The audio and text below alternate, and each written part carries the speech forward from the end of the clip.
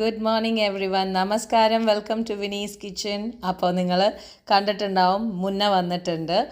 അവൻ്റെ സെമിസ്റ്റർ കഴിഞ്ഞിട്ട് അവൻ വെക്കേഷനിൽ വന്നിരിക്കുകയാണ്. വെക്കേഷൻ എന്ന് പറയാൻ അധികമൊന്നുമില്ല, 10-13 ദിവസം മാത്രമേ ഉള്ളൂ. 14-ാം തീയതി അവൻ തിരിച്ചു പോകും. അപ്പോൾ രാവിലെ പൂജയൊക്കെ കഴിഞ്ഞു. ഇനി നമ്മൾക്ക് ബ്രേക്ക്ഫാസ്റ്റാണ് ഉണ്ടാക്കുന്നത്. അവിലുകൊണ്ട് എങ്ങനെ നമുക്ക് അവിലുപ്മാവ് ഉണ്ടാക്കാം എന്നാണ് ഞാൻ നിങ്ങൾക്ക് കാണിച്ചു തരുന്നത്. കടുക്, ജീരകം, കടലപ്പരിപ്പ്, അതേമാതിരി തന്നെ നമ്മുടെ നിലക്കടല, ഇതെല്ലാം ഇട്ട് നന്നായി വഴറ്റുക. അതിലേക്ക് സവാള ഇടുക, പച്ചമുളക് ഇടുക, മഞ്ഞൾപ്പൊടി ഇടുക, എന്നിട്ട് നല്ലപോലെ വഴറ്റുക, ഉപ്പിടുക.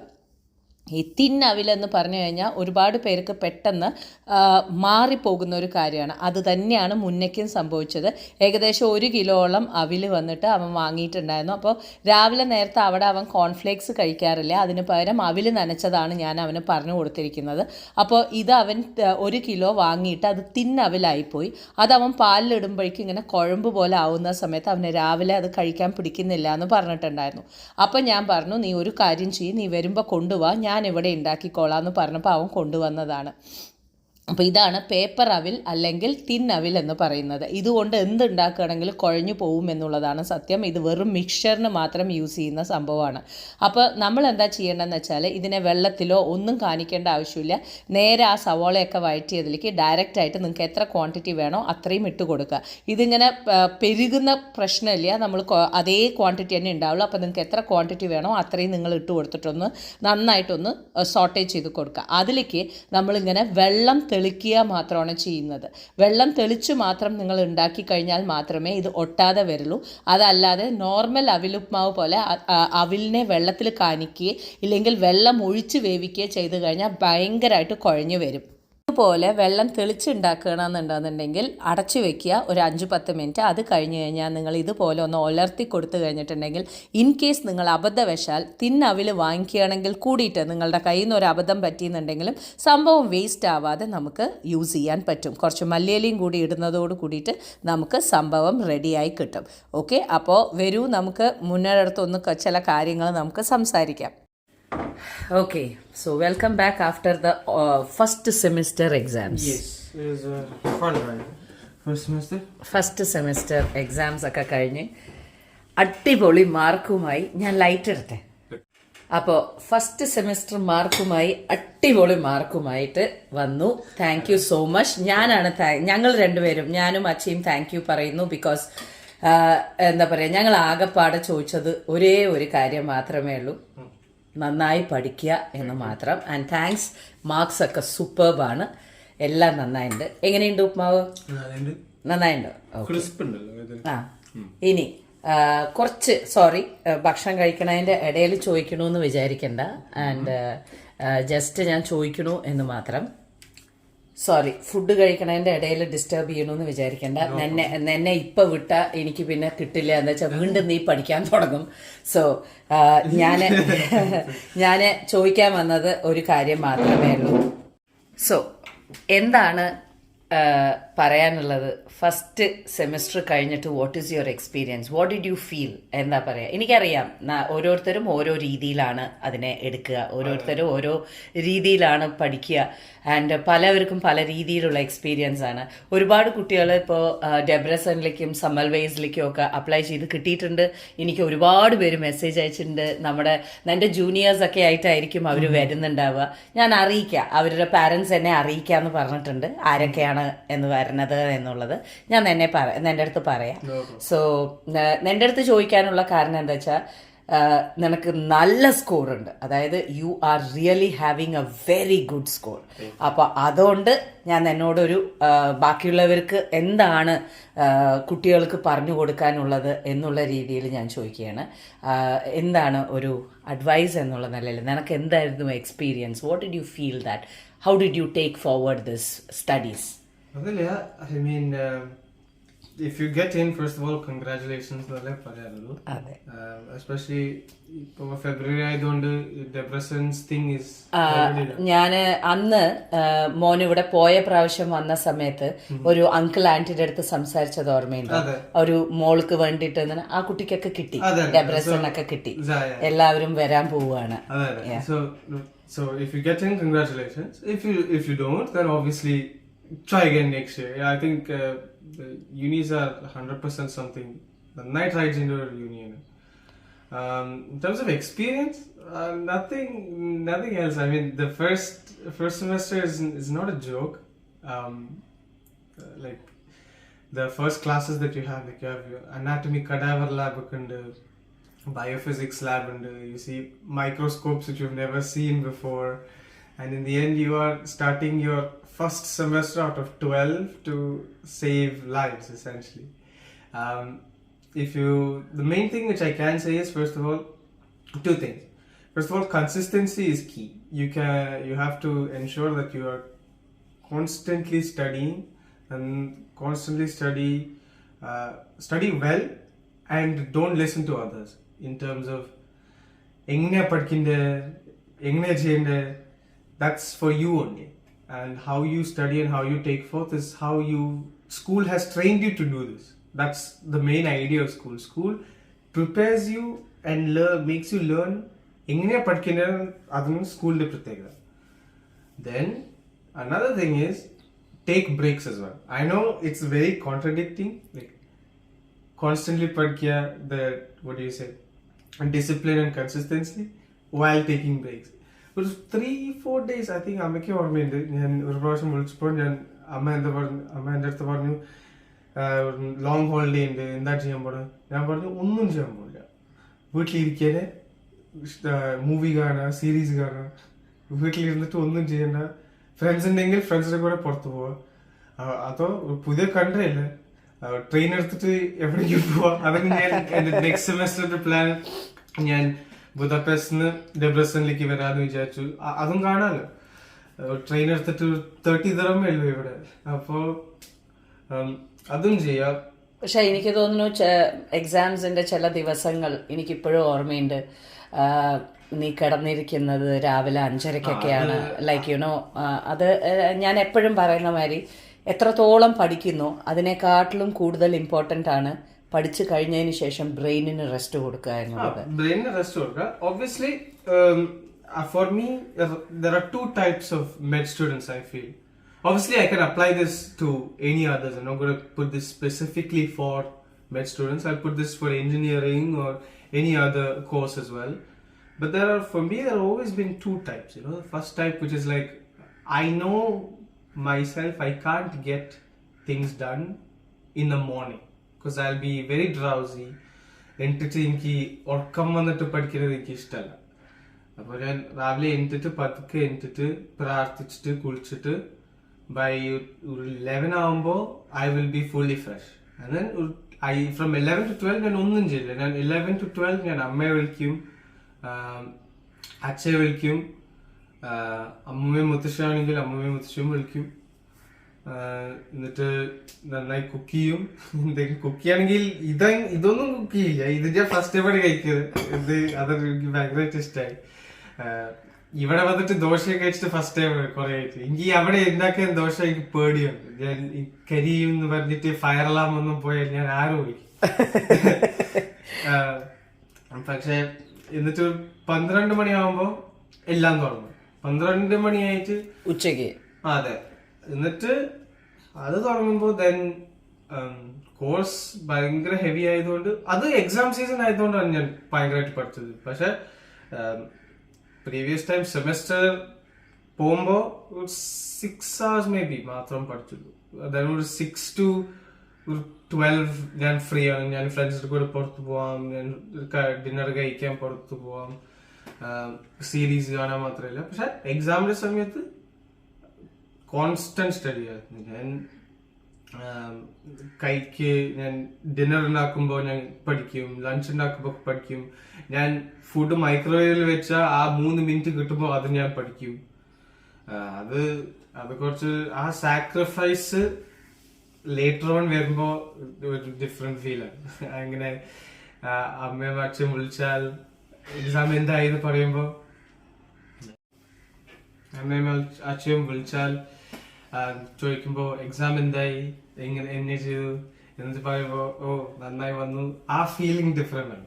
അത് ജസ്റ്റ് അമ്മയും അച്ഛനും ഭയങ്കരമായിട്ട് നിങ്ങൾക്ക് ഹാപ്പി ഷുവർ സോറി നിങ്ങൾക്ക് എങ്ങനെയാണ് മാർക്സിന്റെ ബാൻഡ് കാറ്റഗറി? I mean, ഹംഗറിയുടെ പ്രത്യേകത 1 to 5 ആണ്.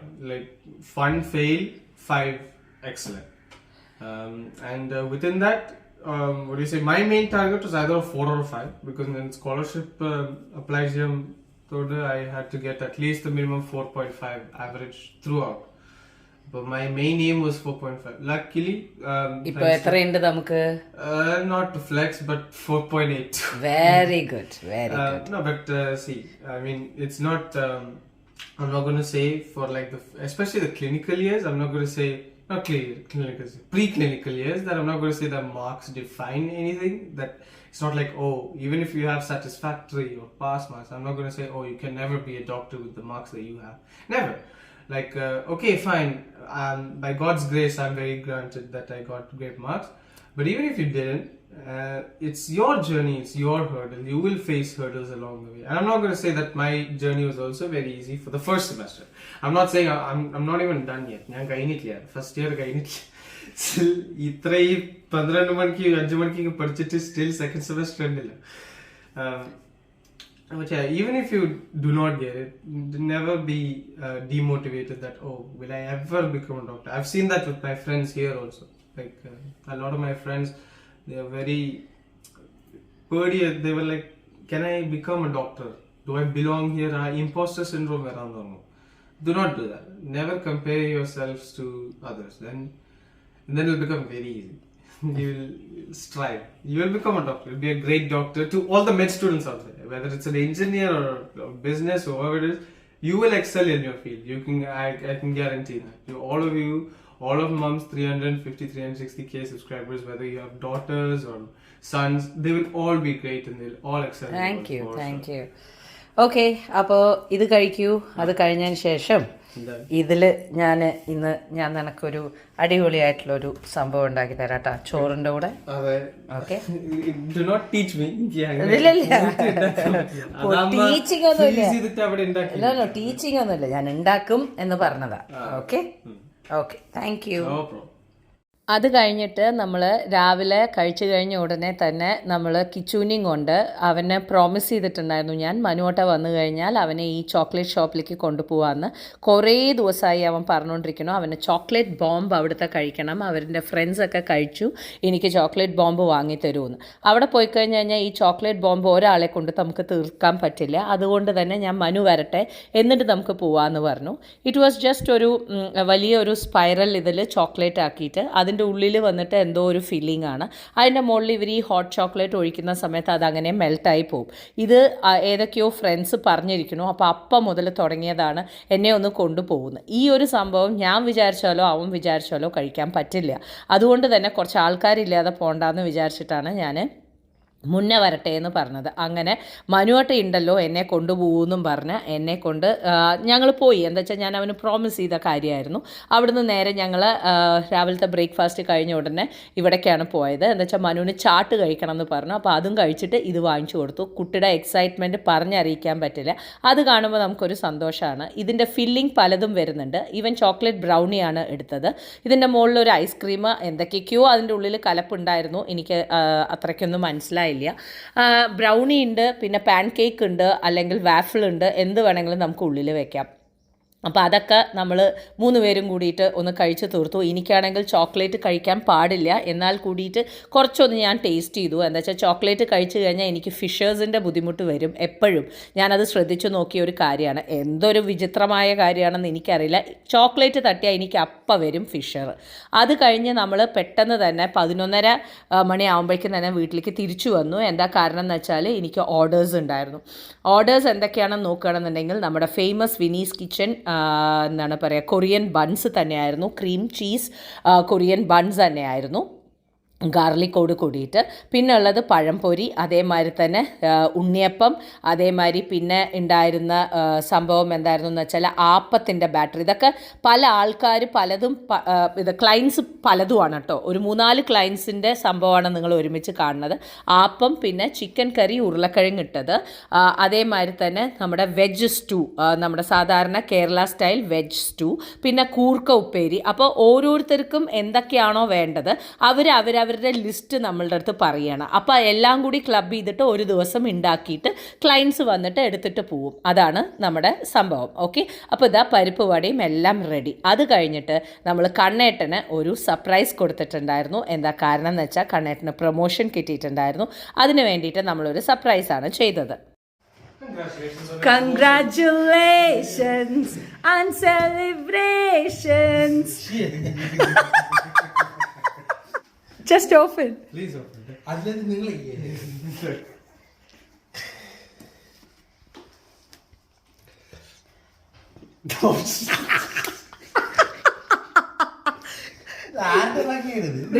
They got the hair. Chef.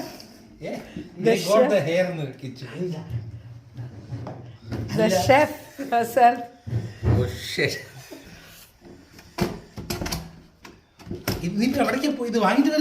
No, it already came.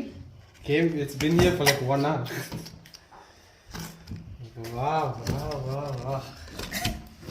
Sony എവിടെയെങ്കിലും ഉണ്ടോ എന്ന് മാത്രം നോക്കി. Please. അത് കലക്കി. She could only do this much for you. The pastry chef couldn't make it more like More hair than you. accurate. Give. Congratulations, Sony. You deserve it. Congratulations, you deserve it. Sony is the desk. അത് ശരി. Okay? അല്ല ഇത് എന്തിനാണിത്? If your promotion. For your promotion? Mom waited until I came back. I knew for a week now. Okay, ഇനി എവിടുന്ന് cut ചെയ്യും? അത് ഞാൻ നോക്കാം. Thank you anyway. No problem. Appreciate it. No worries. എങ്കിടാ ഫോട്ടോ അറിയാണ്ട് നടക്കണ്. Congratulations and celebrations. Congratulations for all your hard work. Thank you for the support. Three of you. All your hard works, day and night. You deserve this. So it's all fixed. It's all fixed. ആളെടുത്ത് മാറ്റാൻ പറ്റില്ല. ഇല്ല. So you. അത് സോണീനെ safe ആക്കട്ടെ. Okay. Yes. Now from where you? എവിടുന്ന് cut ചെയ്യണം? He's cut across apple. I'll eat my phone first. Please eat the phone. Oh, thank you so much. Very good. Okay.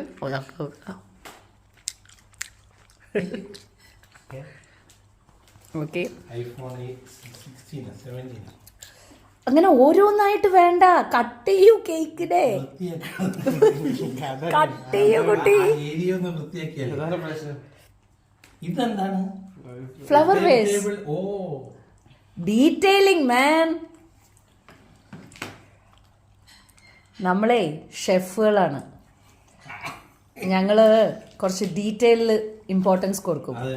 ഇതുപോലെ ആരും ചെയ്തിട്ടില്ലല്ലോ. ഇല്ല ഇത് ആദ്യ ഐഡിയയിൽ പോയതാണ്. ആരും ചെയ്തതായാലും സമ്മതിക്കണം. അതാണ് നമ്മുടെ കയ്യിലുള്ള ശരി, അപ്പോൾ ആൾക്കാർ. thank you. Yes. Please cut. Dad, this is a very weird way of cutting. Okay. Then congratulations. Congratulations. Thank you guys. Okay. You could take that slice for yourself. Congratulations. ഞങ്ങൾ തരട്ടെ. Yes. Congrats for all your hard work. God bless you. Thank you. Thank you, Janu. It's my repayment, okay? We have a group and all. Thank you. ഞങ്ങൾക്കൊക്കെ group ഉണ്ട്. എവിടെ? അച്ഛാ surprise. Oh shit. അത്രയ്ക്കും. Now.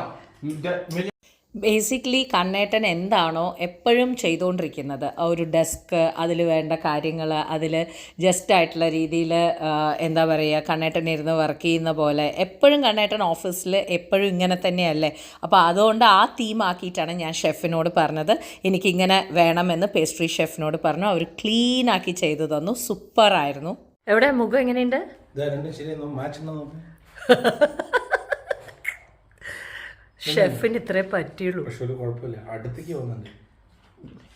കണ്ടോ? പക്ഷെ ഇത്ര ആകാംക്ഷ വേണ്ടിയിരുന്നു. ഭാര്യ ഷെഫായാൽ കോണ്ടാക്റ്റുകൾ ആരാണ് ഇങ്ങനെ ചിന്തിക്കുക? സത്യസന്ധമായിട്ട് പറയും. ഇതൊന്നും ആരുടെ തലയിൽ വരും? വേണമെങ്കിൽ ഒരു സൂൺ എഴുതിയിട്ട് ഒരു കേക്ക് വെക്കുന്നല്ലാണ്ട് എന്നും ഇതല്ലേ, ടേബിള്, ഡെസ്ക്, ലാപ്ടോപ്പ്, ഫോണ്, ഇതന്നെയല്ലേ ചെയ്യണത്. അപ്പം അതേ തീം അങ്ങോട്ട് എടുത്തു. എൻ്റെ അടുത്ത് ഷെഫ് ചോദിച്ചത് എന്താ അറിയോ, രാജീവ് 90% എന്താണ് ലൈഫിൽ എന്താ ചെയ്യണമെന്ന്. ഞാൻ പറഞ്ഞു ഡെസ്ക്ടോപ്പും ലാപ്ടോപ്പും. അത് കഴിഞ്ഞതിന് ശേഷം ഞങ്ങൾ വീണ്ടും സർപ്രൈസ്, അന്നത്തെ ദിവസം തന്നെ ഞങ്ങൾ വീണ്ടും സർപ്രൈസ് കൊടുക്കാൻ കണ്ണേട്ടനെ കൊണ്ടുപോയിട്ടുണ്ടായിരുന്നു. ഹോട്ടൽ എന്ന് പറയുന്നതിൽ ഉള്ളിൽ നമുക്ക് കാർണിവൽ ബൈ ട്രെസിൻ്റ് എന്ന് പറയുന്ന ഒരു റെസ്റ്റോറൻറ്റ് ഉണ്ട്. അതൊരു എന്താ പറയുക, ഒരു ഇന്ത്യൻ ആയിട്ടുള്ള രീതിയിലാണ്, ഒരു മോഡേൺ ആയിട്ടുള്ള രീതിയിലുള്ള ഇന്ത്യൻ ക്വിസീൻസ് ആണ് അവിടെ. അപ്പോൾ ഞങ്ങൾ അങ്ങോട്ടാണ് കണ്ണേട്ടനെ കൊണ്ടുപോയത്. ഇത് ഞാനും മനുവും കിച്ചും കൂടി പ്ലാൻ ചെയ്ത ഒരു കാര്യമാണ്. അപ്പോൾ ഇതൊരു പോസ്റ്റ് മോഡേൺ ഇന്ത്യൻ റെസ്റ്റോറൻറ്റ് ആണ്. ആ ഒരു വൈബാണ് നിങ്ങൾക്ക് ഉണ്ടാവുക. നിങ്ങളുടെ അതേ ഇന്ത്യൻ ഫ്ലേവർ ആയിരിക്കും, നമ്മൾ കഴിച്ച് മറന്ന അതേ ടേസ്റ്റ് ആയിരിക്കും. പക്ഷേ അവരൊരു മോഡേൺ ആയിട്ടുള്ള രീതിയിലുള്ള ഗാസ്ട്രോണമിക് കുക്കിംഗ് ആണ് അവിടെ അവർ ചെയ്യുന്നത്. ആൻഡ് ഒരു എക്സ്പീരിയൻസ് തന്നെയാണ്. ഒന്നും അറിയാതെ വളരെ സർപ്രൈസ് ആയിട്ടുള്ള രീതിയിലാണ് കണ്ണേട്ടനെ കൊണ്ടുപോയത്. ഞാനിതിലെ ഒരു കോൺസെപ്റ്റ് എന്താ വിചാരിക്കണമെന്ന് വെച്ചാൽ, ഒരു അച്ചീവ്മെൻറ്റാണ്. ഇത്രയും കഷ്ടപ്പാടും ബുദ്ധിമുട്ടും എല്ലാം ചെയ്തിട്ട് ഒരാൾക്ക് ഒരു പ്രൊമോഷൻ കിട്ടുക എന്ന് പറയുന്ന സമയത്ത് അതൊരു വലിയൊരു അച്ചീവ്മെൻറ്റാണ്.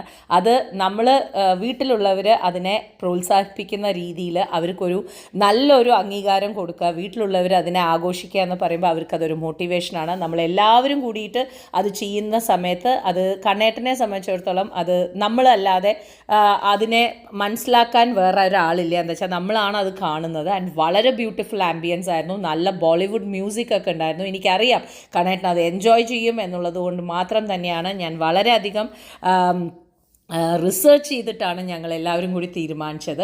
സോ അതിൽ വന്നിരിക്കുന്ന ഓരോ വിഭവങ്ങളും അങ്ങനെ തന്നെയായിരുന്നു. ഒരുമാതിരി ഭയങ്കരമായിട്ടുള്ള കോൺസെപ്റ്റ്, ഡിഫറെൻ്റ് ആയിട്ടുള്ള രീതിയിലായിരുന്നു. ഫോർ എക്സാമ്പിൾ, ഇപ്പോൾ ഇത് പാവ് ഭാജിയാണ്, പക്ഷേ അതിൻ്റെ കൂടെ തന്നിരിക്കുന്നത് ഒരു മെക്സിക്കൻ ഹമൂസ് ആയിട്ടുള്ള രീതിയിൽ, മെക്സിക്കൻ അറബിക് ഹമൂസ് ആയിട്ടുള്ള രീതിയിലാണ്.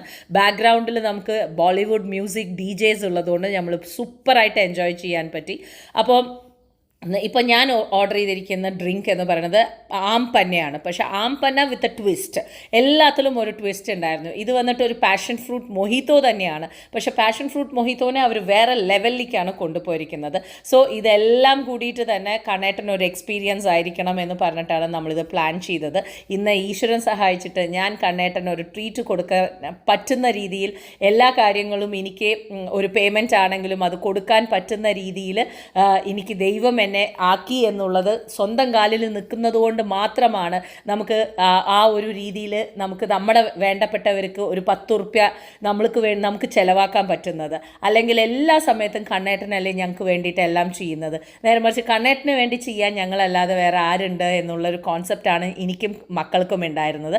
അതുകൊണ്ട് തന്നെ ഞങ്ങൾ അത് ശരിക്കും ആഘോഷിച്ചു എന്ന് വേണമെങ്കിൽ പറയാം. കണ്ണേട്ടൻ്റെ കഷ്ടപ്പാടും ബുദ്ധിമുട്ടിനും എത്ര ദിവസങ്ങൾ കണ്ണേട്ടൻ കഷ്ടപ്പെട്ടിട്ടുണ്ട് എന്നുള്ളത് ഞങ്ങൾക്ക് നല്ല പോലെ അറിയാം. അത് ഞങ്ങൾ കാണുന്ന ഒരു വ്യക്തി തന്നെയായിരുന്നു. സോ ഞങ്ങൾ അതിന് വേണ്ടിയിട്ട് ലെറ്റ് എസ് സെലിബ്രേറ്റ് കണ്ണേട്ടൻ എന്നുള്ള രീതിയിൽ തന്നെയായിരുന്നു ഞങ്ങൾ ചെയ്തത്.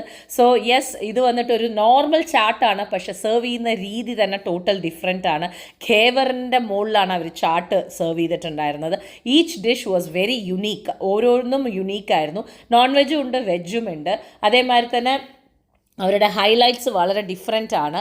എന്താണ്, ഓരോ ഡിഷിനും ഒരു ഡിഫറെൻ്റ് ആയിട്ടുള്ള ഒരു തീമും അതേമാതിരി തന്നെ അവർ നമുക്ക് വരുന്ന പേരും ടോട്ടലി ഡിഫറെൻ്റ് ആണ്. എന്നാൽ നമ്മൾ കഴിക്കുന്ന സമയത്ത് നമുക്ക് ടോട്ടലി ഫീൽ ചെയ്യും, അയ്യോ ഇത് നമ്മുടെ ഈ സാധനമല്ലേ എന്ന് നമുക്ക് തോന്നുന്ന ഒരു രീതിയിലാണ് അവർ എടുത്തിട്ടുണ്ടായിരുന്നത്. നമ്മുടെ മെയിൻ കോഴ്സ് വളരെ സിമ്പിളായിട്ടാണ് നമ്മൾ ഓർഡർ ചെയ്തിട്ടുണ്ടായിരുന്നത്. ഗാർലിക് നാൻ, ബട്ടർ നാൻ, പിന്നെ ഒരു ഫിഷിൻ്റെ കറി, പിന്നെ ഒരു പനീർ, പിന്നെ മഷ്റൂം. പക്ഷേ പേരുകളൊക്കെ ടോട്ടലി ഡിഫറെൻ്റ് ആണ്. അതുകൊണ്ട് തന്നെ എനിക്ക് വലിയ ഓർമ്മയൊന്നുമില്ല. പക്ഷേ ഫുഡ് വാസ് അമേസിങ്. നല്ലൊരു രീതിയിൽ തന്നെയായിരുന്നു. എല്ലാവരും എൻജോയ് ചെയ്തു. എന്താ വെച്ചാൽ ആ ഒരു ഇന്ത്യൻ ഫ്ലേവർ വരുന്നതുകൊണ്ട് തന്നെ കണ്ണേട്ടന് ബാക്കിയുള്ള ഫ്ലേവേഴ്സൊക്കെ ഇഷ്ടമാണെങ്കിലും മോർ ഓവർ കണ്ണേട്ടന് ഒരു ഇന്ത്യൻ ഫ്ലേവർ ഇഷ്ടമുള്ള ഒരാളാണ്. അതുകൊണ്ടാണ് ഇത് ചൂസ് ചെയ്യാൻ നമ്മൾ കാരണം. യെസ്, എല്ലാം നമ്മൾ കഴിച്ചു. എന്താ കാരണം എന്ന് വെച്ചാൽ ഇനിയാണ് നമ്മുടെ ഹൈലൈറ്റ് വരാൻ പോകുന്നത്. അതായത് നമ്മൾ അവിടെ സെലിബ്രേറ്റ് ചെയ്യുന്ന ഈ എന്താ പറയുക, കാർണിവൽ ബൈ ട്രെസൻറ്റിൻ്റെ ഏറ്റവും വലിയ പ്രത്യേകത എന്താണെന്ന് വെച്ചാൽ നമ്മൾ സെലിബ്രേഷൻ ചെയ്യുന്ന സമയത്ത് അവർ ടേബിളിൽ വന്നിട്ട് ഒരു സംഭവം ചെയ്യും. അതാണ് ഏറ്റവും വലിയ ഹൈലൈറ്റ്. നമ്മൾ എന്താണോ പറയുന്നത് അവിടെ വന്നിട്ട് ഷെഫ് വന്നിട്ട് അതിനെ എഴുതും. ഞങ്ങൾ കൺഗ്രാറ്റ്സ് രാജീവ് സാൻ എന്നുള്ളതാണ് എഴുതിയിട്ടുണ്ടായിരുന്നത്. എല്ലാവരും ചോദിക്കാറുണ്ട് ഞാൻ എന്തുകൊണ്ടാണ് കണ്ണേട്ടനെ രാജീവ് സാൻ എന്ന് വിളിക്കുന്നത് എന്ന്. അതങ്ങനെ പരിചയിച്ചു പോയി. രാജീവ് സാൻ എന്ന് ഉദ്ദേശിക്കുന്നത് സർ എന്നാണ് നമ്മുടെ ഇതിൽ ജാപ്പനീസ് ലാംഗ്വേജിൽ. സോ എല്ലാവരും കണ്ണേട്ടനെ രാജീവ് സാൻ എന്നാണ് വിളിക്കാറുള്ളത്. അതേപോലെ തന്നെ ഞാനും കണ്ണേട്ടനെ വിളിക്കാറുള്ളത്. കണ്ണേട്ട എന്ന് ഞാൻ വിളിക്കുന്നുണ്ടെങ്കിലും ഒരുപാട് സമയങ്ങളിൽ ഞാൻ രാജീവ് സാൻ എന്ന് വിളിക്കാറുണ്ട്. അപ്പോൾ അവിടെ ഇതുപോലെ അവരുടെ, അതായത് നമ്മൾക്ക് ചേർത്തി വെച്ച് കഴിക്കാനുള്ള എല്ലാ സോസുകളും ആ ഒരു ഇതിൻ്റെ മുകളിലാണ് നമ്മൾ ഡെക്കറേറ്റ് ചെയ്യുന്നത്. അവരൊരു പേപ്പർ വെച്ചിട്ടുണ്ടാവും. ആ ഒരു ബട്ടർ പേപ്പർ പോലുള്ള സാധനത്തിൽ ഇങ്ങനെ ഷെഫ് വന്ന് മുകളിൽ എഴുതും. അത് കഴിഞ്ഞതിന് ശേഷം നമുക്ക് ഈ കൂട്ടി കഴിക്കാനുള്ള ക്രീമുകളെല്ലാം തന്നെ അതിലിങ്ങനെ അവരുടേതായിട്ടുള്ള സ്പെഷ്യാലിറ്റിയിൽ, കലാബോധത്തിൽ അവരവിടെ അങ്ങനെ ഡ്രോ ചെയ്ത് കഴിഞ്ഞതിന് ശേഷം നടുവിലേക്ക് ഇതേമാതിരി ഒരു ചോക്ലേറ്റ് സ്പൈറൽ വെക്കും. ചോക്ലേറ്റ് സ്പൈറലിൻ്റെ ഉള്ളിൽ പലതും ഉണ്ടാവും. ഇങ്ങനെ കലബലാന്നുള്ള സംഭവങ്ങളാണ്, ഐസ്ക്രീമും ഒക്കെ ഉണ്ടാവും. ആ സാധനത്തിനെയാണ് നമ്മൾ പൊട്ടിക്കാൻ പോകുന്നത്. സമയത്തും കുട്ടികൾക്കായിട്ടും എനിക്കായിട്ടും കണ്ണേട്ടൻ സർപ്രൈസസ് പ്ലാൻ ചെയ്യാറുണ്ട്. അപ്പോൾ സർപ്രൈസ് കണ്ണേട്ടൻ്റെ മനസ്സിൽ നിൽക്കില്ല. അതുകൊണ്ട് തന്നെ നേരത്തെ പറയും. അതൊരിക്കലും ഒരു സർപ്രൈസായിട്ട് വരാറില്ല. പക്ഷേ എന്നാലും പല സമയത്തും പല രീതിയിലും നമുക്ക് വേണ്ടി ചെയ്തിട്ടുണ്ട്. ഇന്ന് ഞാൻ സ്വന്തമായിട്ടൊരു തൊഴിൽ ചെയ്ത് അതിന്ന് 10 റുപ്യ വരുമാനം കിട്ടി. അത് എൻ്റെ കുടുംബത്തിന് വേണ്ടിയിട്ടും കണ്ണേട്ടന് വേണ്ടിയിട്ടും ചെയ്യുന്ന സമയത്ത് ഒരുപാട് അഭിമാനം തോന്നിക്കുന്ന സമയമായിരുന്നു. ഞാൻ കണ്ണേട്ടനോട് എന്താ പറയുക, കണ്ണേട്ടാ ഇന്ന് ഞാനാണ് കേട്ടോ കണ്ണേട്ടന് ട്രീറ്റ് തരുന്നത്, ഞാനാണ് കേട്ടോ ബില്ല് പേ ചെയ്യുന്നത് എന്ന് പറയുന്ന സമയത്തുള്ള ഒരു സന്തോഷം. ഇതാണ് ആ മറ്റേ ചോക്ലേറ്റിൻ്റെ ബോംബ് പോലെ. അതിലേക്ക് അവർ ആ ലിക്വിഡ് ഇതൊഴിക്കും. അതൊഴിച്ചതിന് ശേഷം കണ്ണേട്ടൻ അത് ഹോമകുണ്ടം പോലെ തൊഴുകുണ്ടായിരുന്നു. അത് കഴിഞ്ഞതിന് ശേഷം ഷെഫ് പറഞ്ഞു കൊടുത്തു, എടുത്തിട്ട് നിങ്ങൾ പൊട്ടിക്കണം എന്ന് പറഞ്ഞു കണ്ണേട്ടൻ്റെ അടുത്ത്. അപ്പോൾ അങ്ങനെ കണ്ണേട്ടൻ ഒരു പേടിച്ചിട്ടാണെങ്കിലും കണ്ണേട്ടൻ പൊട്ടിച്ചു. അതിൻ്റെ ഉള്ളിൽ നിന്ന് പലതും വന്നിട്ടുണ്ടായിരുന്നു. അതിൻ്റെ മുകളിലേക്ക് അവർ ചോക്ലേറ്റ് സോസൊക്കെ ഒഴിച്ച് വീണ്ടും എന്തൊക്കെയോ സാധനങ്ങളൊക്കെ ഇട്ട് ഞങ്ങളെല്ലാവരും കൂടി കഴിച്ചു. ഒരു വളരെ ബ്യൂട്ടിഫുൾ ആയിട്ടുള്ള സംഭവങ്ങളാണ് ഞാൻ നിങ്ങൾക്ക് ഷെയർ ചെയ്തത്. ഞങ്ങളുടെ കൊച്ചു കൊച്ചു സന്തോഷങ്ങൾ എന്ന് വേണമെങ്കിൽ പറയാം. അപ്പോൾ ഇതൊക്കെ തന്നെയായിരുന്നു കുറച്ച് ദിവസങ്ങളായിട്ട് നടക്കുന്ന സംഭവങ്ങളെല്ലാം കൂടി ഞാൻ നിങ്ങൾക്ക് ക്ലബ് ചെയ്തിട്ടാണ് ചെയ്തത്. സോ എല്ലാവർക്കും ഇഷ്ടപ്പെട്ടു എന്ന് വിചാരിക്കുന്നു. And thank you so much. മുന്നേ ഒരാഴ്ചയുണ്ട്, ഞാൻ മാക്സിമം പറ്റുന്ന പോലെയൊക്കെ ഞാൻ വീഡിയോ ഇടാൻ നോക്കാം. ബിക്കോസ് ഞാൻ ഓർഡേഴ്സും അവൻ്റെ കാര്യങ്ങളും ഒക്കെ ആയിട്ട് കുറച്ച് ബിസിയാണ്. എന്തായാലും ഞാൻ മാക്സിമം ചെയ്യാൻ നോക്കാം. തരുന്ന സപ്പോർട്ടിന് വീണ്ടും വീണ്ടും താങ്ക്സ്. അപ്പോൾ എന്നെക്കൊണ്ട് എത്ര പറ്റുമോ അതെല്ലാം ഞാൻ ക്യാപ്ചർ ചെയ്തിട്ട് പല റെസിപ്പീസായിട്ടും പല വ്ളോഗ്സുമായിട്ടും ഞാൻ നിങ്ങൾക്ക് ഇടാൻ നോക്കാം. Thank you so much once again.